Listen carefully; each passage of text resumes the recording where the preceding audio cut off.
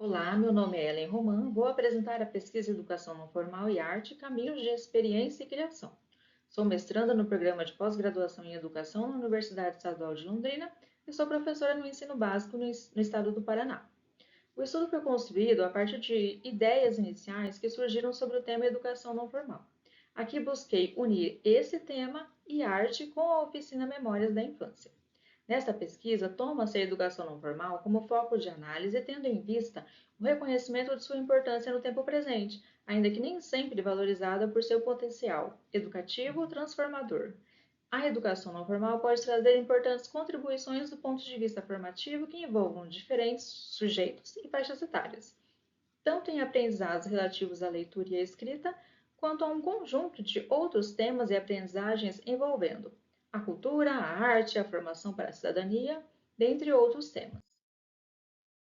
A educação não formal constitui um campo de aprendizagem que se desenvolve fora dos limites institucionais da escola, caracterizando-se pela flexibilidade, por uma maior autonomia metodológica e valorização das experiências dos participantes.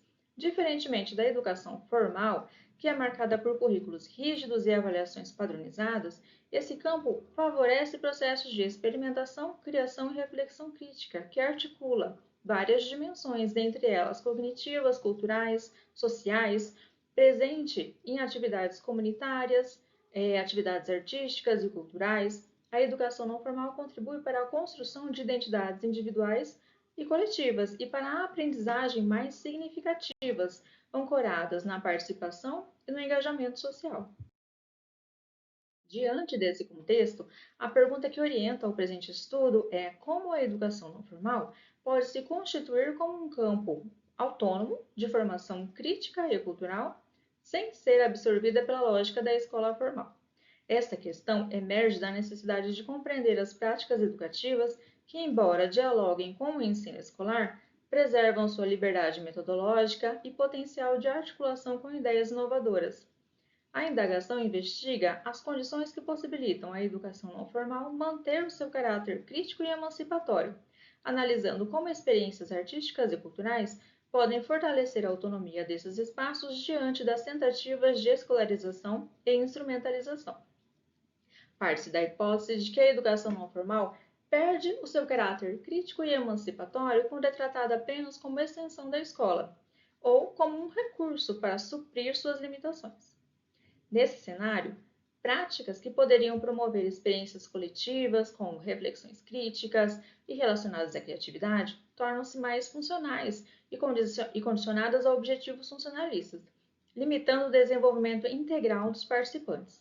Essa redução vai comprometer não apenas a aprendizagem significativa, mas também o potencial da educação não formal de formar sujeitos críticos, conscientes do seu contexto social e cultural. A pesquisa tem como objetivo analisar as potencialidades da educação não formal em diálogo com a educação formal, a partir da experiência da oficina Memórias da Infância, que envolve a pesquisa com costura, arte e memória desenvolvida sob a perspectiva ortográfica, refletindo sobre os seus sentidos formativos, críticos e culturais, e também discutir as principais concepções e tensões teóricas da educação não formal, situando-a em seu contexto histórico e político, analisando como a arte e a metodologia ortográfica podem atuar como mediadoras de aprendizagem, produção de conhecimento e construção de sentidos em contextos não formais. Como fundamentos teóricos, eu utilizo Torres, que enxerga a educação não formal como prática educativa vinculada à ação política, aos movimentos sociais e à cidadania. O autor acredita que ela deve ser um instrumento de transformação social e não mera extensão da escola.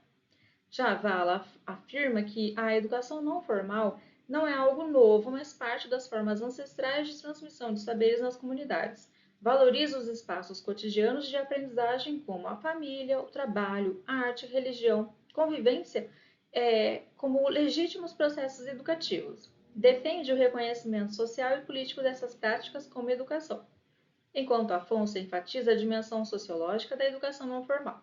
Destaca características como voluntariedade, flexibilidade e democracia nos processos educativos. Propõe a ampliação do conceito de educação para incluir práticas não escolares, reconhecendo seus modos próprios de ensinar e aprender. Já Gon considera a educação não formal um processo de formação integral e cidadã que une conhecimento, prática social e ação política. O educador social, segundo a autora, é um mediador de saberes que dialoga com a comunidade e promove a autonomia e a consciência crítica.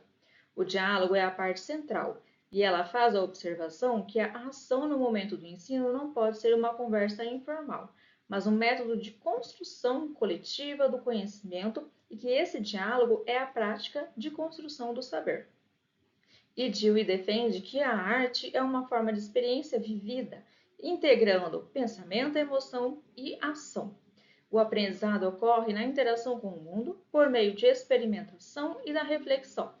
A arte, nesse sentido, educa pela experiência, estimulando o sentir, o pensar e o criar, e não apenas o receber conteúdos. A educação não formal deve, portanto, ser entendida como um campo autônomo de aprendizagem e é fundamentada na experiência das pessoas que participam no diálogo que é produzido pelo educador para a construção de determinado conhecimento. Atua em diferentes espaços, mas deve agir de forma descentralizada e se aproximar de diferentes comunidades. E é determinado por representar a emancipação do conhecimento e não sua compensação por aquilo que não foi aprendido no ensino formal. Com relação à arte, ela vai funcionar como um disparador de experiências relacionadas à sensibilidade e à reflexão sobre o ser no seu espaço. Para entender a arte nesse espaço, usei a Ana May Barbosa, uma das principais teóricas sobre o ensino da arte. Ela faz uso da abordagem triangular, que faz uma relação entre o contexto histórico, a leitura das obras de arte e a fruição, que seria a construção do conhecimento por meio da prática artística. Hernandes, que estuda a construção das identidades por meio da cultura visual, entendendo que o sujeito ele produz conhecimento através da produção de imagens e da visualidade. E com a artografia, houve a integração de todos esses aspectos entre a produção artística, pesquisa e ensino, constituindo uma prática investigativa que une o papel do artista, do pesquisador e do professor, ampliando o entendimento da arte como forma de conhecimento e de experiência formativa.